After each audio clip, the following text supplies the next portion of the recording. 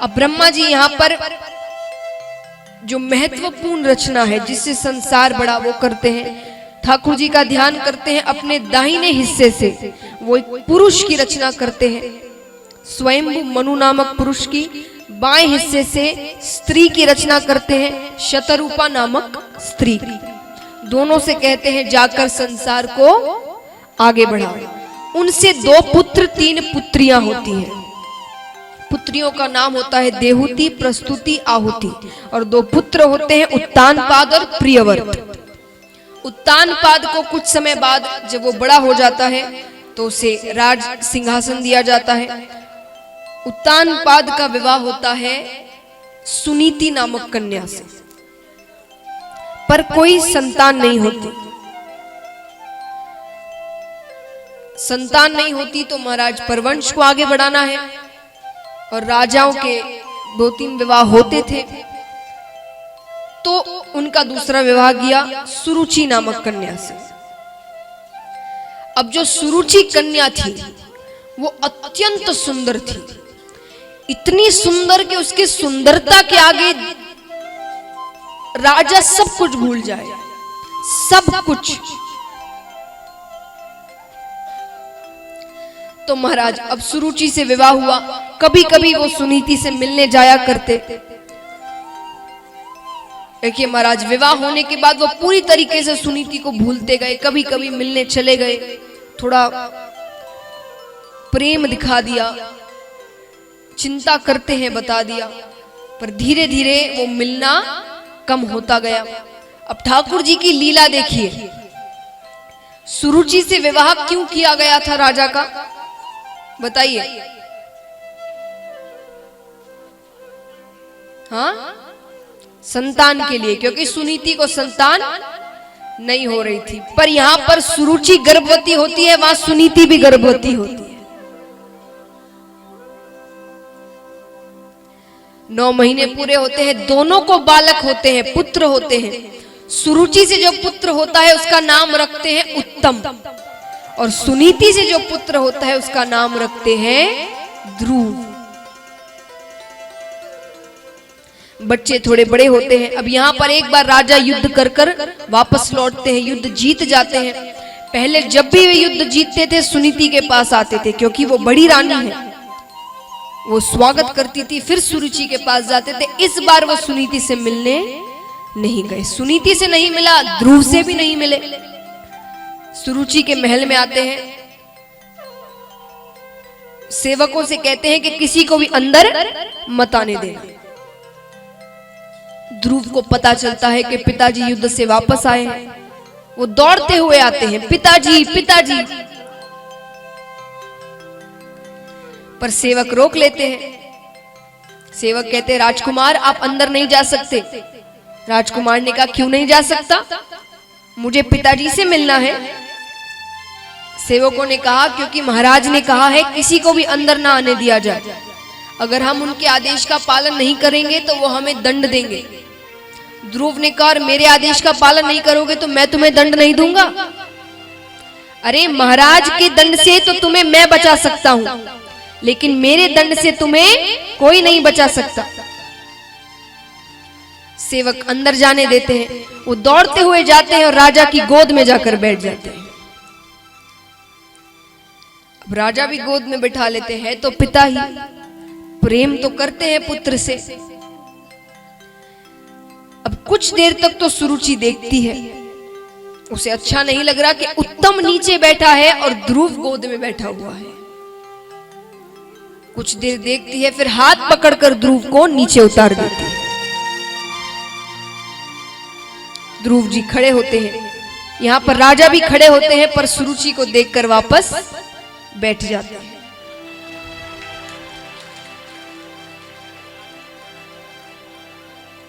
ध्रुव जी अपने पिता को देखते हैं, पिता से कहते हैं पिताजी आप इतने बदल गए, विश्वास ही नहीं होता।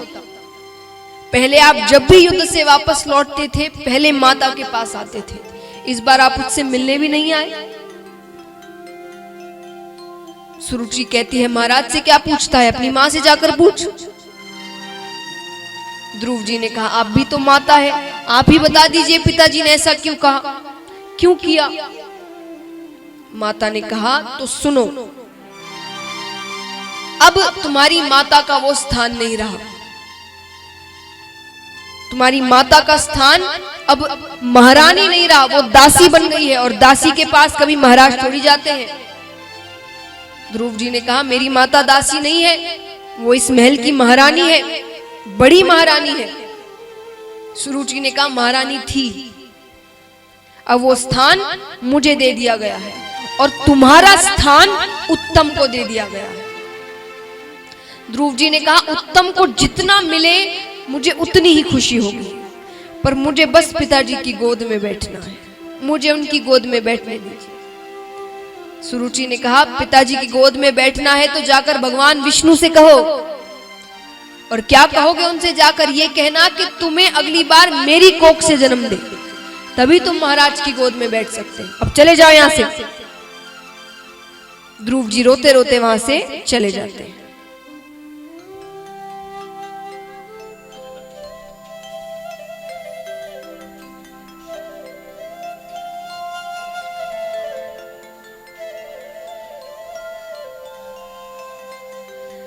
अब ध्रुव जी अपनी माता के पास आते हैं, माता को सारी बात बताते हैं, बहुत रो रहे हैं, दुखी हैं।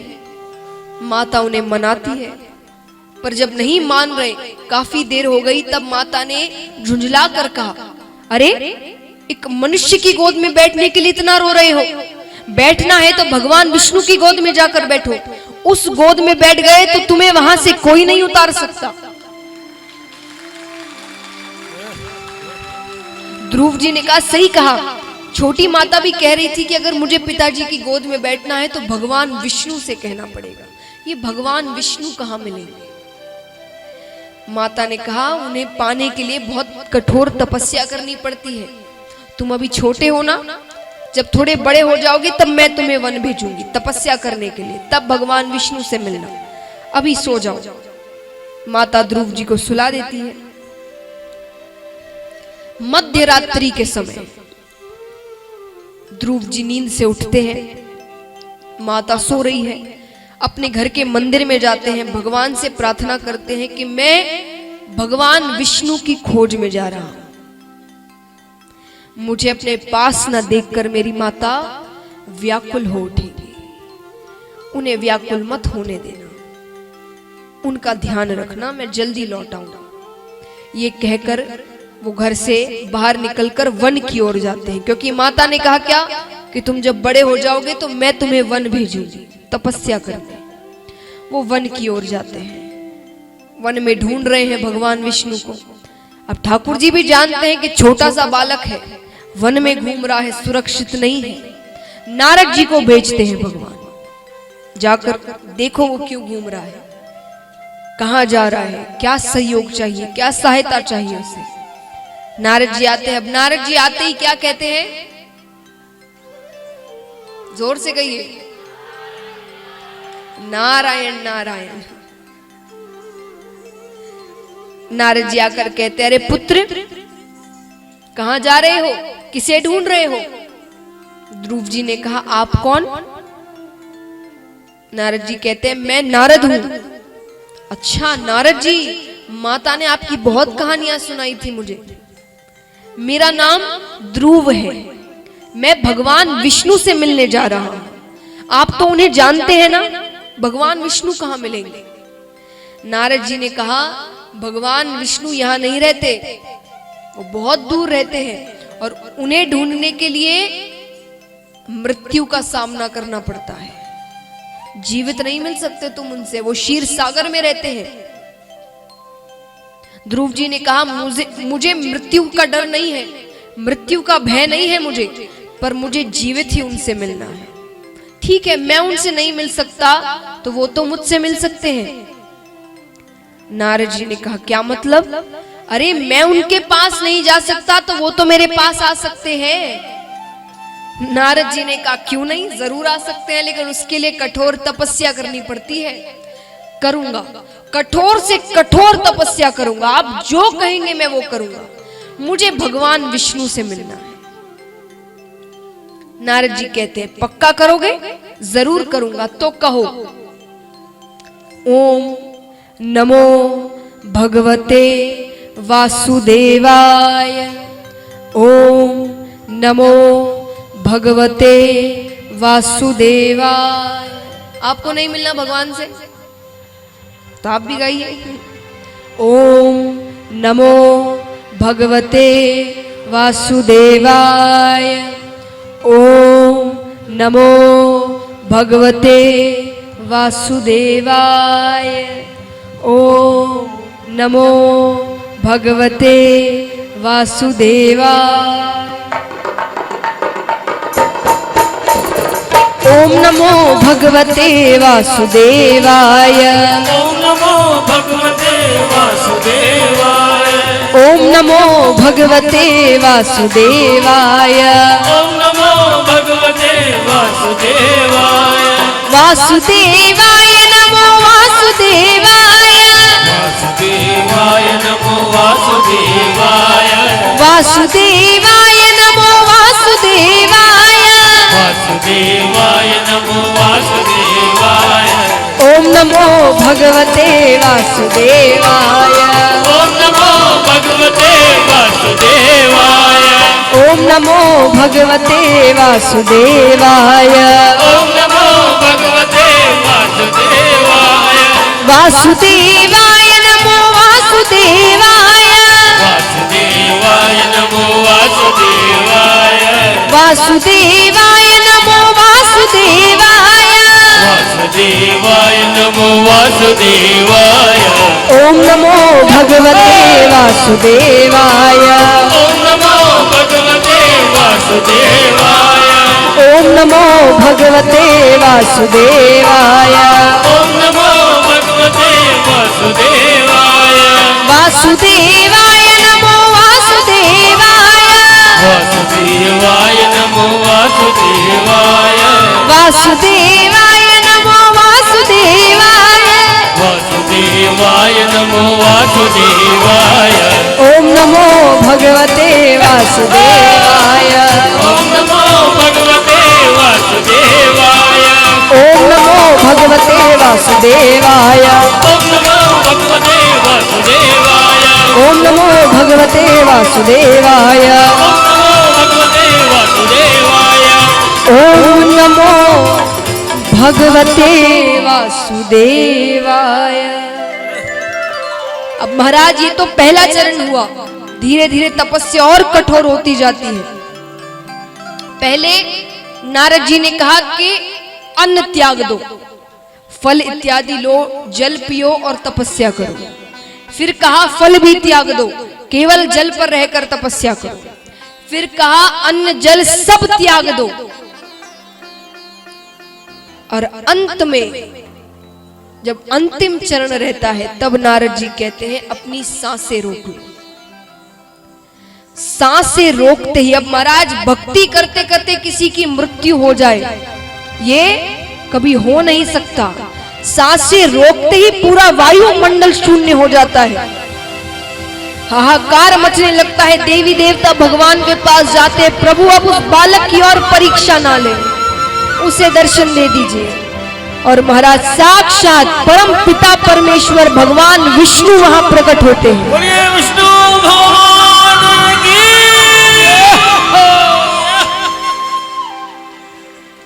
ठाकुर जी कहते हैं ध्रुव उठो पुत्र। ध्रुव जी कहते हैं आप कौन? अरे मैं वासुदेव जिसकी तुम तपस्या कर रहे हो। ध्रुव जी उन्हें गले से लगा लेते हैं। ठाकुर जी बहुत लाड करते हैं उन्हें, फिर अपनी गोद में बैठाते हैं। ठाकुर जी कहते कहो क्या पूछना चाहते हो, किस प्रश्न के लिए इतनी तपस्या कर रहे थे तुम? ध्रुव जी ने कहा मुझे ये बताइए कि पिताजी ने मुझे अपनी गोद से क्यों उतार दिया? जब माता ने मुझे इतनी बातें कही तो पिताजी ने वापस क्यों कुछ नहीं कहा? पिताजी माता के पास युद्ध के बाद क्यों नहीं आए? ठाकुर जी कहते अरे अरे अरे इतने सारे प्रश्न एक साथ। एक प्रश्न पूछो जिसका उत्तर तुम सबसे पहले जानना चाहते हो। पिताजी ने मुझे अपनी गोद से क्यों उतार दिया? ठाकुर जी ने कहा, यही प्रश्न है जो तुम्हें सबसे ज्यादा तकलीफ दे रहा है। ठाकुर जी ध्रुव जी के सर पर हाथ रखते हैं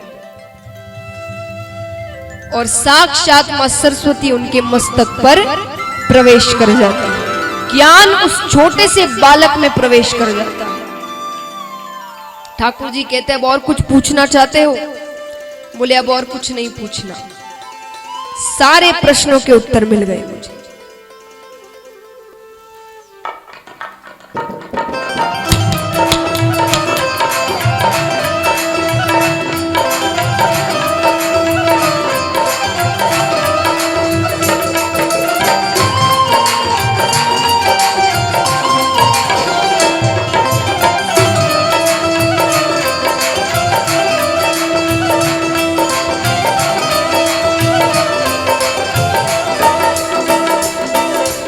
ही बार दयानिधि ने, कितनी ही बार दयानिधि ने संसार को आके उबार लिया, संसार को आके उबार लिया, संसार को आके उबार लिया, संसार को आके उबार लिया। जब जब धरती पर धर्म घटा, जब जब धरती पर धर्म घटा, तब तब प्रभु ने अवतार लिया, तब तब प्रभु ने अवतार लिया। करो हरि दर्शन, करो हरि दर्शन, करो हरि दर्शन, करो हरि दर्शन।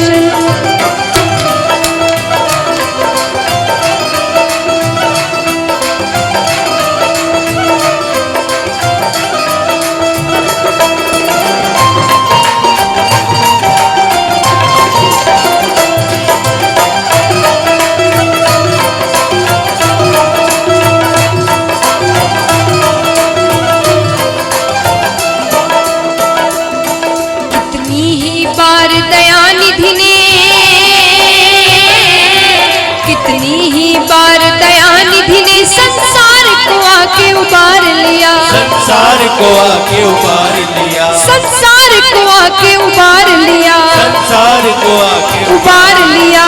जब धरती पर धर्म घटा,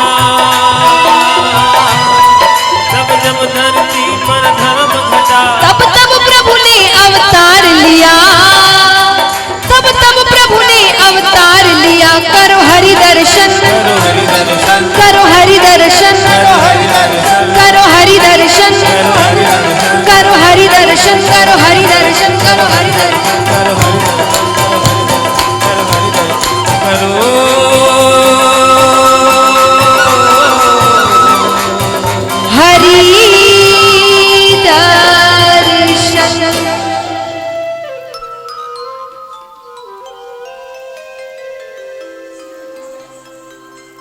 तो महाराज इस प्रकार ठाकुर जी ने ध्रुव जी को दर्शन दिया।